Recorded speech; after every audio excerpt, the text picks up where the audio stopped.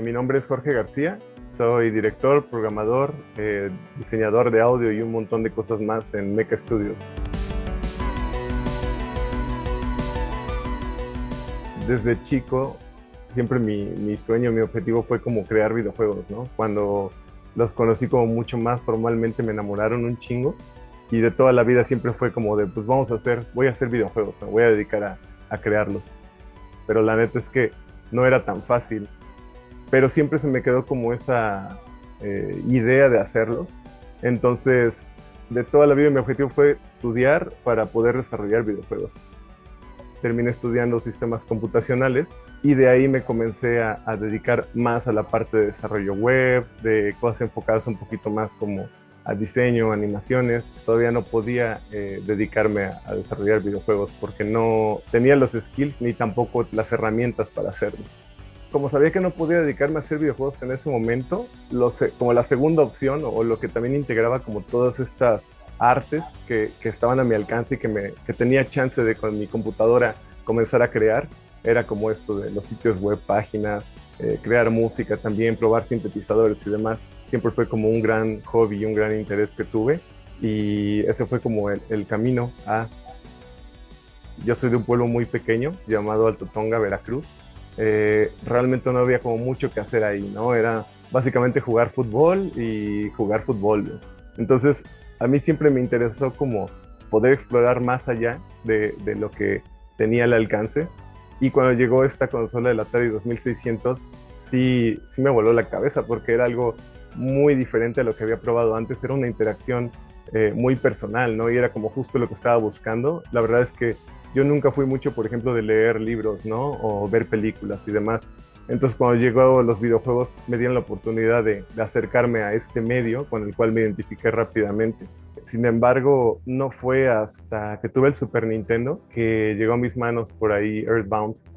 Y la neta, cuando lo probé, eso sí me cambió la vida. Fue una experiencia muy, muy diferente a todo lo que había probado antes. Digo, había jugado Mario Bros. 3, Zelda, pero después de jugar Earthbound, sí me di cuenta, sí tuve como esta conexión fuerte, ¿no? Con los videojuegos. El poder encontrar un punto en el que realmente me sintiera que estaba dentro del mundito, el sentir que cada una de las personas tenía una verdadera personalidad aparte con todo este carisma, ¿no? Toda la parte gráfica también desarrollada con colores como súper saturados y pasteles, esta estética como chibi, súper deformed. No había jugado algo así antes, ¿no? Y definitivamente eso hizo mucho clic con todos los gustos que tenía en aquel momento. Y eso sí fue lo que me cambió la vida y donde prácticamente me di cuenta de que de aquí soy, ¿no? Realmente Airbound fue ese parteaguas para mí de darme cuenta que podía conectarme a los videojuegos a un nivel más profundo de solo jugarlos, sino también comenzar como a investigar cómo estaban hechos, ¿no? Cómo se construyen estos mundos de fantasía, toda esta narrativa. Pues en aquel momento no sabía que eran técnicas, pero me llamaba mucho la atención el saber cómo podías envolver al usuario y hacerlo sentir que estaba dentro de un mundo que tú le estabas ofreciendo o poniendo enfrente, ¿no? Darle estas alternativas que probablemente muchos chavos no tenían, como yo no las tuve en aquel momento, ¿no? De poder pues no escaparme de la realidad, pero sí buscar más allá de lo que tenía al alcance. Mi gran motivación para terminar la escuela o para terminar lo que tenía que hacer en las mañanas era llegar a mi casa y ponerme a jugar mi Super Nintendo todos los días sin falta. Y los fines de semana pues mejor porque no tenía que ir a la escuela. Y por ahí después de la secundaria, justo por los videojuegos también, me comenzaron a llamar la atención, por ejemplo, skateboarding, ¿no? Porque por ahí jugué Tony Hawk Pro Skater, entonces yo creo que todo el mundo nos identificamos como con querer ser patinador profesional y demás. También le entré un rato. Eso me fue también moviendo un poco más como a la cultura alternativa, a la parte musical. También comencé a clavarme mucho en la música rock, pop también. Tenía en ese momento una computadora con conexión a internet, afortunadamente en el pueblo, y pude también comenzar a descargar herramientas para hacer pruebas con sintetizadores, etcétera. Y se fue desarrollando como una pasión también muy fuerte por la música. En la prepa inventé por ahí con unos cuates de crear una banda de covers de rock y punk y toda la onda. Éramos creo que la única banda en todo el pueblo lo cual estuvo también bastante chido. Y ya posteriormente, cuando entré a la universidad, pues ya más en forma, tuve un par de proyectos musicales que tuvieron un poquito de más impacto y relevancia también. En esa época me desconecté un poco, me enfoqué más como en música. Entonces, cuando regresé a los videojuegos, me di cuenta también de que estaba como toda esta oleada indie. El darme cuenta de que había muchísimos desarrolladores que estaban llevando a cabo el sueño que yo también tenía, porque ya existían las herramientas y ya era como mucho más accesible poder hacerlo entre tus cuates, ¿no? Básicamente con tu computadora. Pero el juego que sí fue cuando me lo terminé y eso fue tal cual lo que me hizo decir voy a dedicarme a hacer videojuegos, voy a dejar todo lo que estoy haciendo y voy a iniciar un estudio porque quiero hacerlo, fue Hyper Light Drifter. Mi mamá también siempre me lo ha dicho, que a ella le sorprende mucho como la constancia que tengo para hacer las cosas, que cuando me llama mucho la atención algo, me clavo en ello y no lo suelto hasta terminarlo, y creo que eso también ha sido como de suma ayuda, especialmente con Mecha Studios, que ha sido el proyecto más difícil en el que he estado en mi vida.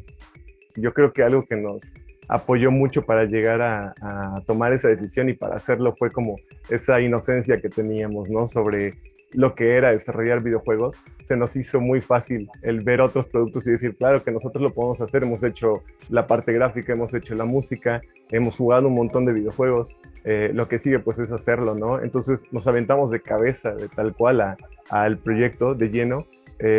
Sabía que iba a ser algo muy difícil, y por esa razón también como que quemé los puentes que tenía atrás para no regresar, ¿no? Renuncié a los 2 empleos que tenía en aquel momento.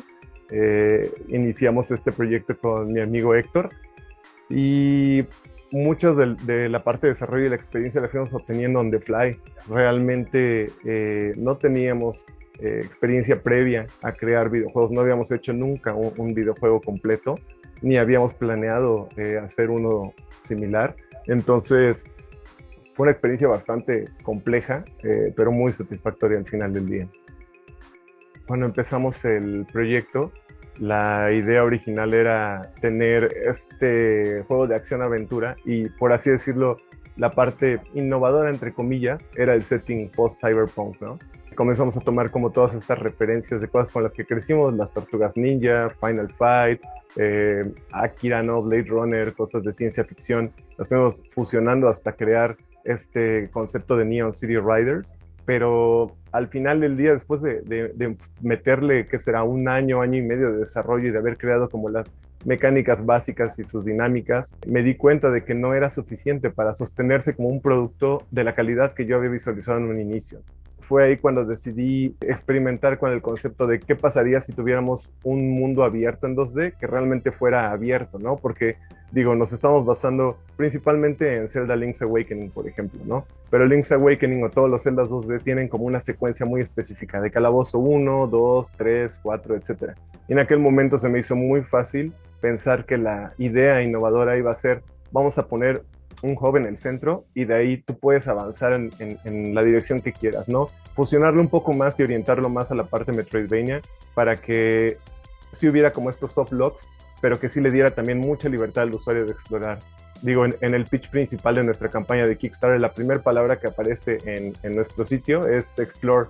Entonces, esa fue como la filosofía alrededor de la construcción de Neon City Riders, el darle chance al usuario de que nadie lo llevara de la mano, de soltarlo en un mundo abierto, donde pudiera realmente explorar, hablar con las personas, comenzar a familiarizarse con el lore y con el contexto del juego, hasta sentirse compenetrado y poder tomar una decisión de, ok, ahora prefiero irme al norte o prefiero irme al sur porque escuché que en el sur hay esto y es lo que ahorita me interesa a mí, no es lo que le interesa al juego que vaya a hacer en este momento, ¿no?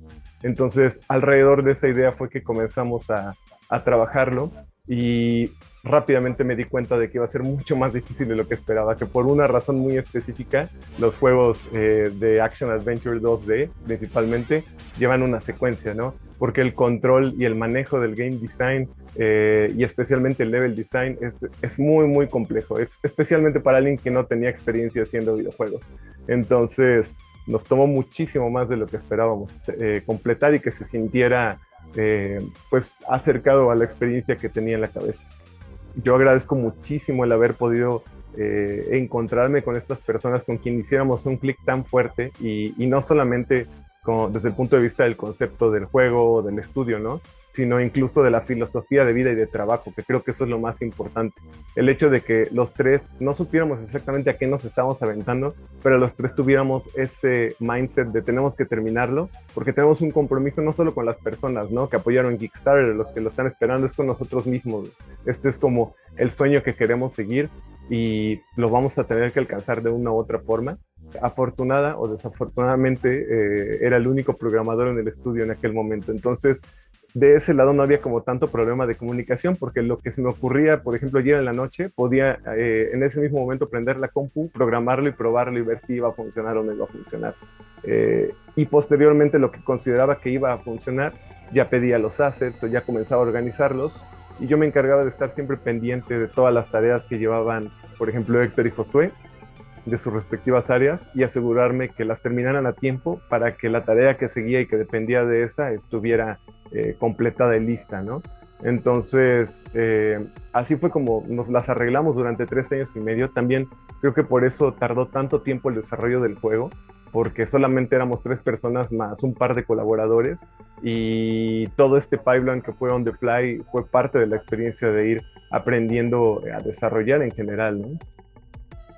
Cuando empezamos, Josué era nuestro único diseñador gráfico, y Héctor, que realmente la hace como de muchas cosas, también le entraba, ¿no? Incluso a mí me tocó hacer algunos sprites o placeholders, y algunos de esos placeholders se quedaron hasta el final, pero la forma en la que empezamos trabajando era que yo les platicaba lo que necesitábamos y les daba como muchísimas referencias, e incluso les hacía como pequeñas maquetas de lo que se necesitaba, y Josué comenzaba como a trabajar alrededor de eso y demás.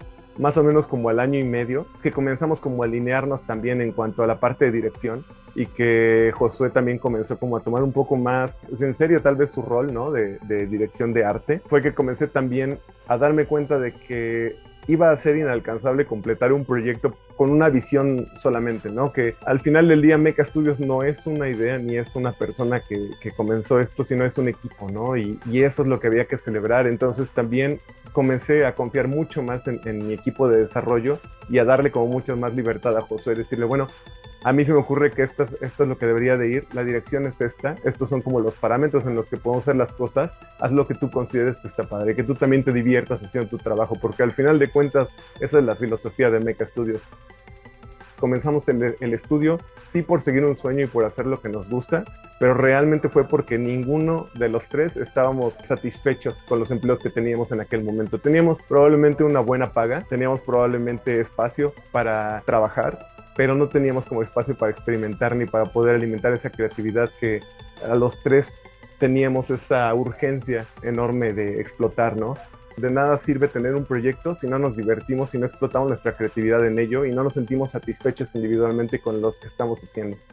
Con Neon City Riders, la principal dificultad fue la inexperiencia para hacerlo, ¿no? El hecho de ser nuestro primer producto en lanzarse en consolas nos fue extremadamente difícil en muchos aspectos, porque no solamente es como la parte técnica del porteo, de la programación, adaptar algunas cosas que son como muy obvias, ¿no? Que, por ejemplo, las capacidades del Switch no son las mismas que las de un Xbox One, ¿no? Entonces, obviamente algunas cosas corren súper bien en un Xbox y cuando lo corres en un Switch no se ven bien, entonces hay que adaptar, hacer modificaciones, etc. Esa parte, pues hasta cierto punto es nada más meterle chamba, ¿no? Pero la parte que fue bastante smooth fue la parte del pitching. En aquel momento nosotros enviamos un pitch a las plataformas con la referencia que teníamos era nuestro Kickstarter exitoso en aquel momento, ¿no? Y gracias a eso fue que tuvimos luz verde para poder también volvernos partners de estas plataformas y comenzar a desarrollar con ellos. Sí es posible cumplir las cosas. Teniendo determinación, puedes llevar a cabo todas las metas, por muy difíciles que parezcan, mientras te fijes como esa meta y sigas trabajando alrededor de ella y construyendo como todos estos escalones que definitivamente no va a haber, ¿no? Y que muchas veces toca picar piedra. Es difícil, es un camino muy largo, pero definitivamente es posible. La neta me siento extremadamente feliz y orgulloso. Esta era la meta que tenía visualizada desde el día 1, el poder ver nuestro videojuego en su cajita y el poder experimentarlo. De alguna forma sí es como mucha nostalgia, ¿no? El poder sentir que estoy abriendo un producto como he abierto miles y que lo he disfrutado miles de veces, pero esta vez sabiendo todo lo que hay detrás, todo el amor, todo el sudor, todas las lágrimas, toda la sangre que hubo detrás de ello. A mí me da muchísima emoción, me hace sentir muy feliz, muy orgulloso por todo el equipo, toda mi familia de Meca Studios, que siempre hemos estado juntos, y el poder haber tenido chance de crear toda esta experiencia y de vivirla, ¿no? Y disfrutarla, por muy difícil que fue, no lo cambiaría por nada, güey.